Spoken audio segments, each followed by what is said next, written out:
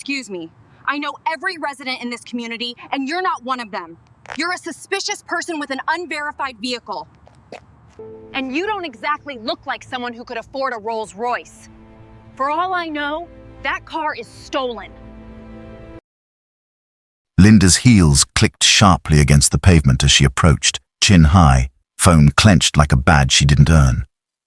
"Excuse me," she snapped. "I know every resident in this community, and you're not one of them." Andre turned calmly. "Is there something I can help you with?" "You're a suspicious person with an unverified vehicle," she said, eyes flicking to the Rolls Royce as if it offended her. "And you don't exactly look like someone who could afford a Rolls Royce." Andre's jaw tightened just slightly. "That's an interesting assumption. For all I know, that car is stolen," Linda pressed, stepping closer. "People like you don't buy property here." "People like me," Andre repeated quietly, more statement than question. Linda lifted her chin higher, doubling down. "I don't care what you claim you do for a living. You can't expect me to believe someone like you owns a car like that." Andre met her stare with calm steel. "And yet, here I am." Linda Harper thought she knew everything about her neighborhood. As HOA president, she'd made it her business to know who belonged and who didn't. So when she saw a black man stepping out of a brand new Rolls-Royce Phantom in front of the Riverside Estates clubhouse, she didn't hesitate. She called 911, reported a suspicious person in a stolen luxury vehicle, and waited confidently for the police to arrive. But when Officer Ramirez stepped out of the patrol car and addressed the man as Mr. Caldwell, Linda's confident smirk began to fade. What she didn't know was that Andre Caldwell wasn't just wealthy. He was the majority shareholder of the company that owned her home, her street, and every blade of grass she thought she controlled. And her phone call was about to cost her everything. Before we dive in, don't forget to subscribe to the channel and tell us in the comments where you are watching from. The afternoon sun cast golden light across Riverside Estates, one of Atlanta's most exclusive gated communities. The clubhouse parking lot was nearly empty, just a few sedans belonging to the staff, and a silver Lexus that Linda Harper had parked in the spot marked HOA President. Andre Caldwell pulled his white Rolls-Royce Phantom into a visitor space near the clubhouse entrance. The car moved silently, its presence announced only by its sheer magnificence.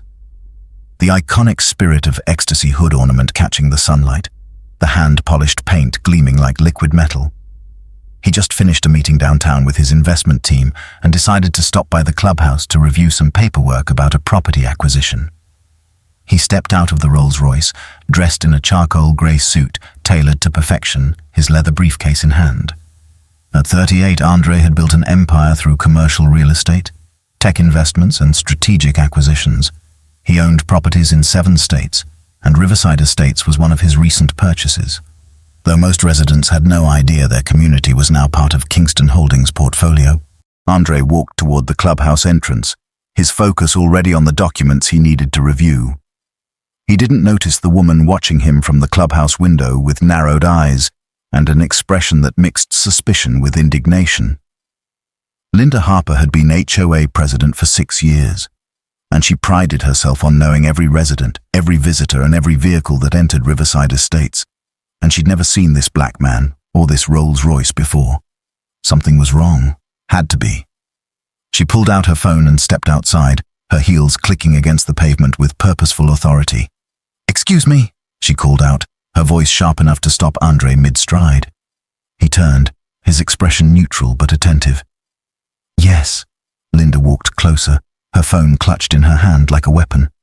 "I'm Linda Harper, president of the Riverside Estates HOA.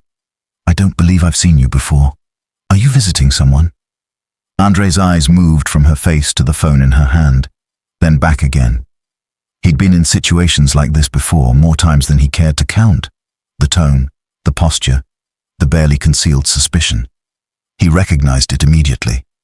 "I'm here on business," he said calmly. "Business?" Linda's eyebrows rose. "What kind of business?" "Property matters." "Property matters," she repeated, her voice dripping with skepticism. "And whose property would that be?" Andre studied her for a moment, calculating. He could end this conversation right now, could pull out his identification and watch her face change. But something in her demeanor, the entitled certainty, the presumption that she had the right to interrogate him, made him pause. "I'm reviewing some documents related to the community," he said simply. Linda's eyes narrowed further. "I'm the HOA president. Any business related to this community goes through me, and I don't have any meetings scheduled today." She gestured toward the Rolls-Royce. "That's quite an expensive car. What do you do for a living?" The question hung in the air, loaded with implications. Andre's expression didn't change. "I'm in investments." "Investments?" Linda said, as if tasting the word and finding it suspicious. "And you just decided to drive your—" She paused, looking at the Rolls-Royce with obvious doubt. "Your car here without an appointment? The clubhouse has office space available for resident use. I didn't realize I needed permission to use community facilities." "You're not a resident," Linda shot back. "I know every resident in this community, and you're not one of them." Andre slipped one hand into his pocket, the other still holding his briefcase. "Are you always this welcoming to visitors?" "I'm welcoming to legitimate visitors, but I take the security of this community very seriously." She raised her phone slightly. "Now, I'm going to ask you one more time. Who are you here to see?" "I'm not here to see anyone. I'm here to review property documents in the clubhouse office." Linda's face flushed. "That's not how this works. You can't just show up in—" She waved her hand at the Rolls-Royce dismissively in whatever that is, and claim you have business here. For all I know, that car is stolen. Andre went very still. "Stolen? It wouldn't be the first time," Linda said, her voice gaining confidence as she convinced herself she was doing the right thing. "Luxury car theft is a real problem. And you don't exactly look like someone who could afford a Rolls-Royce." There it was. The words she'd been dancing around finally spoken aloud. Andre's voice remained calm, but something shifted in his eyes. "And what exactly does someone who can afford a Rolls-Royce look like, Mrs. Harper?" Linda realized she'd crossed a line, but instead of backing down, she doubled down. "I'm calling the police. They can verify your story and check if that vehicle is registered to you. You're calling the police because I'm standing in a parking lot. I'm calling the police because you're a suspicious person with an unverified vehicle making claims about having business in our private community." She was already dialing. "Hello, yes, I need to report a suspicious individual at Riverside Estates. There's a black male approximately 6 feet tall driving what appears to be a Rolls-Royce. I have reason to believe the vehicle may be stolen and he's trespassing on private property." Andre listened to her make the call, watched her fabricate urgency where none existed, saw her convince herself she was protecting her community. He'd seen this movie before. He knew exactly how it would play out. When she hung up, he asked quietly, "Are you sure you want to do this?" "I'm absolutely sure. The police will be here in 5 minutes, and then we'll get to the bottom of who you really are and what you're really doing here." Andre nodded slowly. 5 minutes? All right. He walked to a nearby bench and sat down, setting his briefcase beside him. His posture was relaxed, almost serene. Linda remained standing, her arms crossed, her phone still in hand in case she needed to call again. 3 other residents had emerged from the clubhouse, drawn by the commotion. They stood in a loose cluster near the entrance, watching the scene unfold with varying expressions of curiosity and concern. "Linda, what's going on?" asked an elderly man named Walter. "I'm handling a security situation," Linda said, her voice loud enough for Andre to hear. "This man showed up in an expensive car claiming he has business here. But he's not a resident and he won't provide proper identification." "I never refused to provide identification," Andre corrected calmly. "You never asked for it. You went straight to calling the police because your story doesn't add up." A patrol car pulled through the gates 4 minutes later. Officer Maria Ramirez stepped out, a Latina woman in her mid-30s with sharp eyes and a non-nonsense demeanor. Linda immediately rushed toward her. "Officer, thank you for coming so quickly. This man is trespassing and I believe the vehicle he's driving may be stolen." Officer Ramirez's gaze moved past Linda to Andre, who remained seated on the bench. Her eyes widened slightly. Then her expression shifted into something between surprise and barely concealed amusement. "Mr. Caldwell," she said, walking past Linda. "Is there a problem here?" Linda's confident expression faltered. "You know him?" Officer Ramirez pulled out her notepad, but her attention was on Andre. "Sir, did Mrs. Harper ask you to leave the property?" "No," Andre said. "She called you before we could get that far in the conversation." Ramirez turned to Linda. "Ma'am, what exactly is the emergency? He's trespassing. He showed up in that car." She pointed at the Rolls-Royce, claiming he has business here, but he's not a resident. The vehicle could be stolen. "I want him removed from the property." Officer Ramirez looked at the Rolls-Royce, then back at Andre. "Mr. Caldwell, is that your vehicle?" "It is. And you're here because I own property in this community and was planning to review some documents in the clubhouse office." "You own property here?" Linda interrupted. "That's impossible. I would know if Mrs. Harper," Officer Ramirez said, her voice taking on an edge. "I need you to step back and let me handle this." Linda's face flushed, but she took a step back. Ramirez turned back to Andre. "Do you have identification and vehicle registration?" "Of course." Andre reached into his jacket and pulled out his wallet. He handed over his driver's license and vehicle registration. Ramirez examined both carefully, then pulled out her radio and ran the information through the system. The response came back seconds later. Everything checked out. The Rolls-Royce Phantom was registered to Andre Alexander Caldwell. No warrants, no flags, no issues. Ramirez handed the documents back. "Everything's in order, Mr. Caldwell. I apologize for the inconvenience." "What?" Linda's voice rose in pitch. "That's it. You're just going to take his word that he owns property here? For all we know, he could be lying." Mrs. Harper Ramirez interrupted her patience, clearly wearing thin. "Mr. Caldwell's identification checks out. His vehicle is legally registered to him. He hasn't committed any crime. Unless you have evidence, actual evidence that he's trespassing, there's nothing more I can do here." "But ma'am, making false police reports is a crime. I strongly suggest you think very carefully about your next words." Linda's mouth opened and closed, but no sound came out. Andre stood, picking up his briefcase. "Officer Ramirez, I appreciate your professionalism, Mrs. Harper. I think it's time we had a longer conversation inside." "In the clubhouse office. I'm not going anywhere with you," Linda said, but her voice had lost its certainty. "Then I'll have this conversation out here in front of everyone." Andre's voice remained calm, but there was steel underneath now. "My name is Andre Alexander Caldwell. I'm the founder and CEO of Kingston Holdings, a real estate investment firm. 6 months ago, my company acquired Riverside Estates from the previous ownership group. That means I own this clubhouse, this parking lot, and every common area in this community. Your HOA operates under an agreement with Kingston Holdings, which means, Mrs. Harper, that you work for me." The silence that followed was absolute. Linda's face went from flushed to pale in seconds. That's not possible. We would have been notified. You were notified." 3 separate letters sent to the HOA board, 2 emails, and a registered package, all ignored. Andre pulled out his phone and scrolled through his emails. Here, notification sent January 15th. Follow-up sent February 3rd. Final notice sent March 1st, all to the email address listed on the HOA website, which according to your website is monitored by you.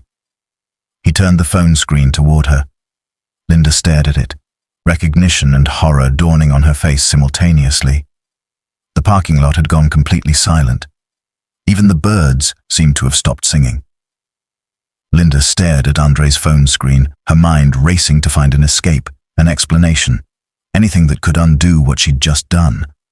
But the emails were there, time-stamped and delivered. Her name was on the recipient line. There was no denying it. I get hundreds of emails," she stammered. "I must have missed 3 certified letters," Andre interrupted, his voice still calm but carrying more weight now, sent to the HOA office, signed for by someone named Elaine Kim, your assistant, according to your website.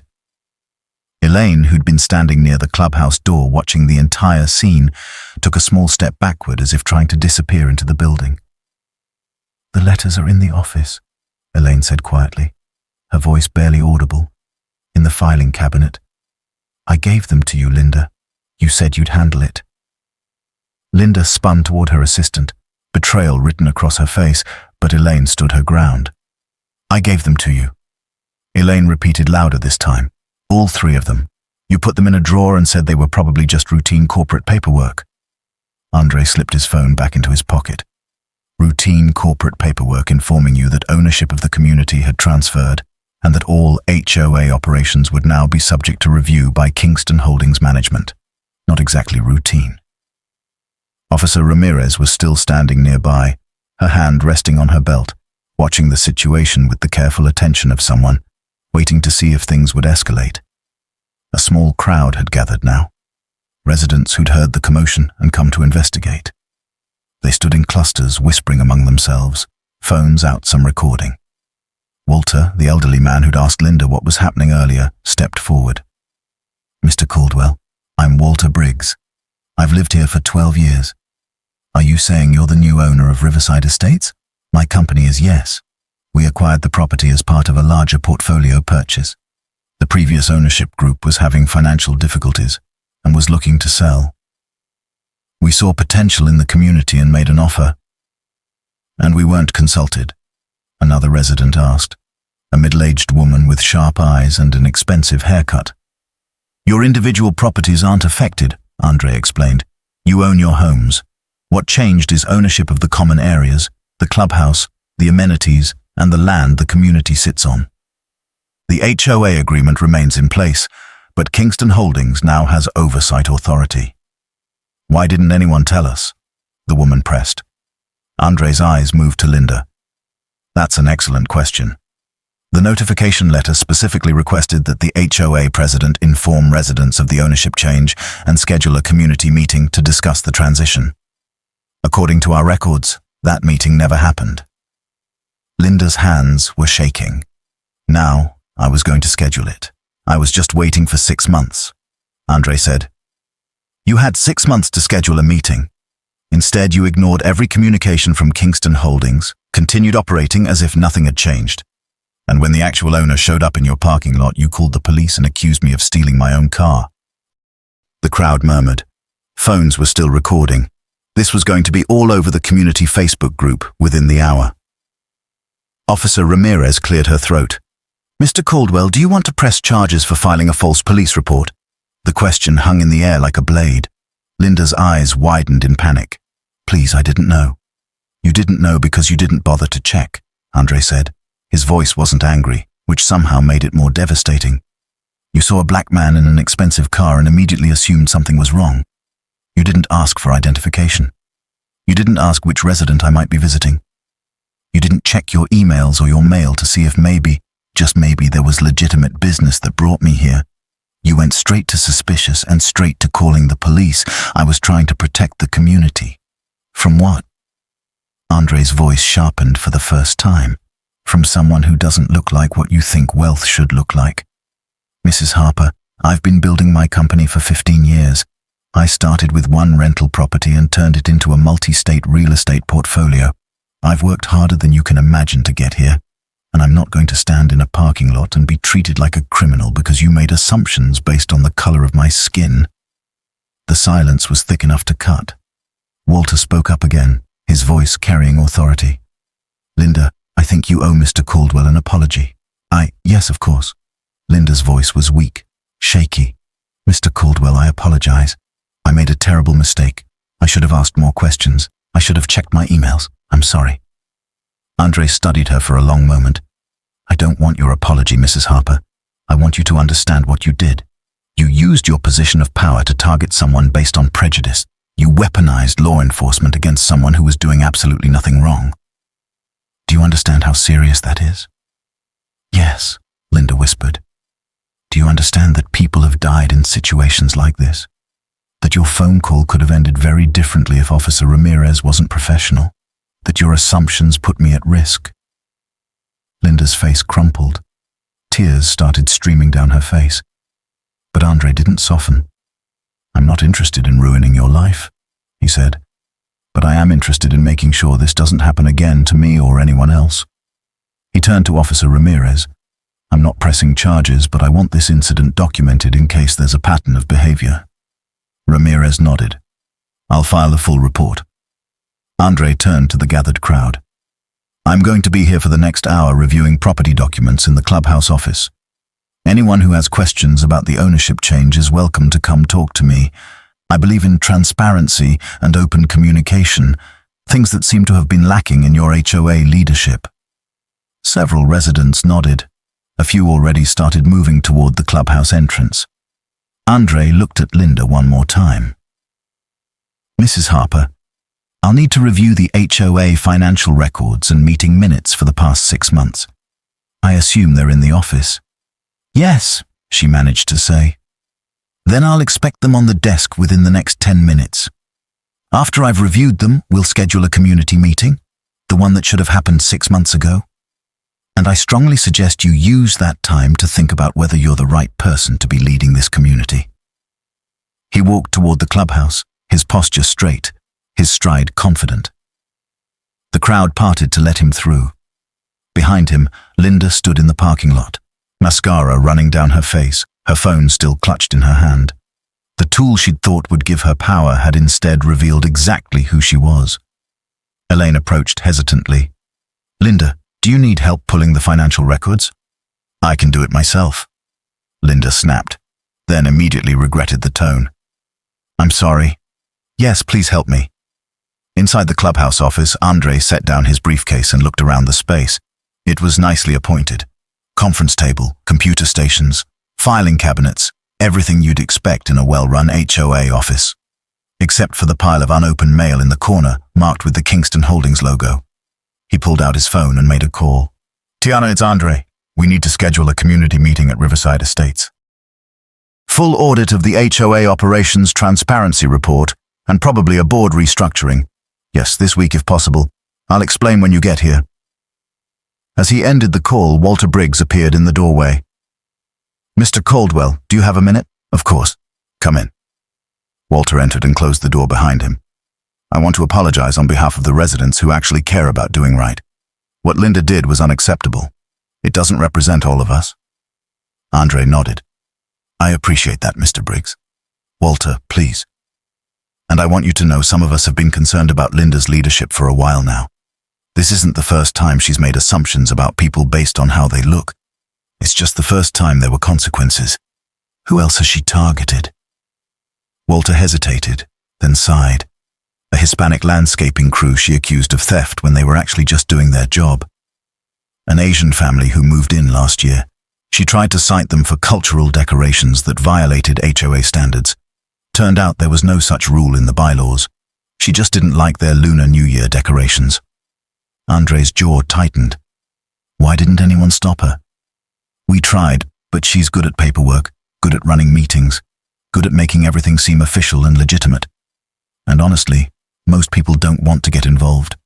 It's easier to look the other way.